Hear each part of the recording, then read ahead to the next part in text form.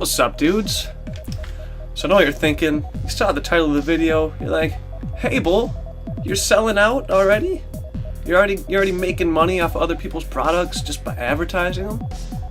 No, I'm not making any money from this. This is just a quick review of a controller that I find really helpful when I play Halo and any other game, really. I mean, I love this controller. So I'm just going to give you a quick review of it. How much it is, I will tell you that, and I'll explain why it's worth what it is, at least to me. Maybe not to you.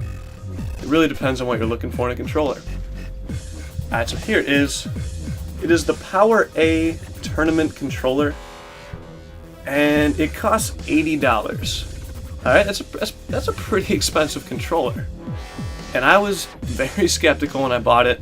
I just randomly bought it out of the blue. I didn't do any research on it whatsoever. I just went to Best Buy and I was like, you know what, I need a controller. Mine broke. My thumbsticks break all the time. So I bought this one and I really like it. So this is it. It's pretty standard looking. It's a little skinnier than a normal 360 controller. And it's very touchy. Alright, so the thumbsticks are super quick. There's no slow turn to them at all. So say you're playing Halo 2. If you've been playing Halo 2 on a 360 controller for a while now, you probably notice that your thumbsticks are kind of slow. So when you turn it, it's like it kind of builds in some extra aim acceleration, which I can't stand. I can't play Halo 2 with a 360 controller very well. So I tried this one out, right?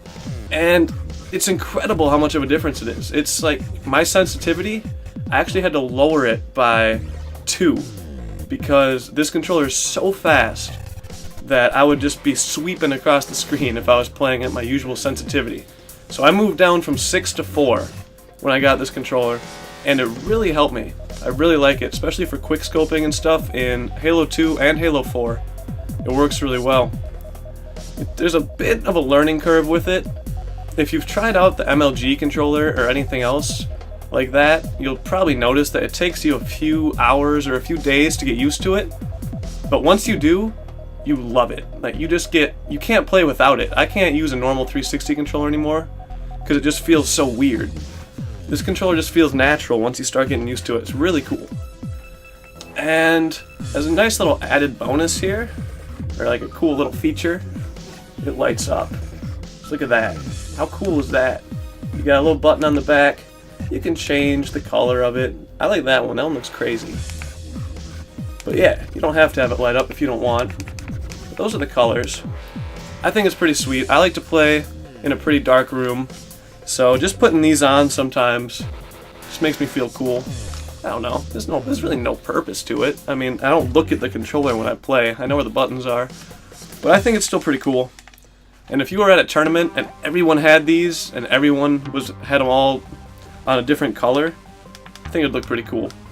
Anyway, that's just a cool little feature. The triggers are super quick.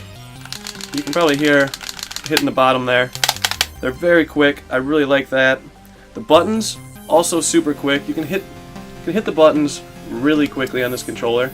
They don't have to go down very far. They pop up real quick, so it's very handy for that. As I said, the joystick's very super fast, which is awesome. D-pad feels like a D-pad. I don't know. I don't use it. I don't use this for any game except like calling in ordnance in Halo, which doesn't really matter. What else is there on this controller? You have your standard mic slot down there. And, oh, it has replaceable grips. I forgot about that part. So I currently have, on right here, these are the grips. And I currently have the rubbery kind on there. It comes with two kinds. There's a rubbery kind where it's just a little bit grippier. And then there's a plastic kind which is like the same as the controller, which is a thicker, a little bit slicker plastic. I prefer the kind of rubbery-ish feel to it, so I put those on. It's very simple to do.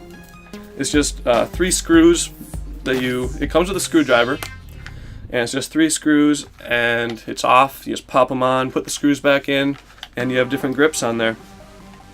The cord is super thick, as you can hopefully see by this camera here.